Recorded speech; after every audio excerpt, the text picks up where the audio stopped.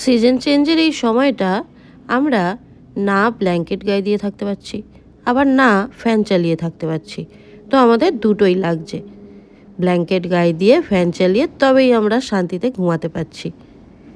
এই রকমভাবে আমাদের স্কিনও কিন্তু কনফিউজ হয়ে যাচ্ছে, কতটা হাইড্রেশন পেলে সে ঠিকঠাক হাইড্রেট থাকবে এটা বুঝে উঠতে পারছে না।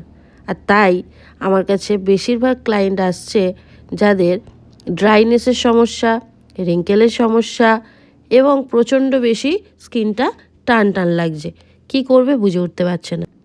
এত চিন্তা করো না, ঝটপট নিজের স্লটটা বুক করো আর আমার কাছে চলে এসো। তারপর আমি তোমার স্কিনের ঠিক কী নিড আছে সেটা দেখে নিয়ে তোমার স্কিনের জন্য কাস্টমাইজ ফেশিয়াল সাজেস্ট করে দেব। আর কিছু বাড়ির কেয়ার তো বলে দেবই, যেগুলোতে কিন্তু তোমার এই প্রবলেমটা সলভ হয়ে যাবে।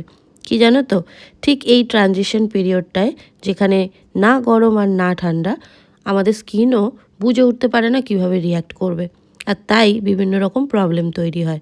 আর একটা কথা, সবসময় যে মেশিন ইউজ করে স্কিনকে প্যাম্পার করতে হবে এরকম কিন্তু কোনো ব্যাপার নেই।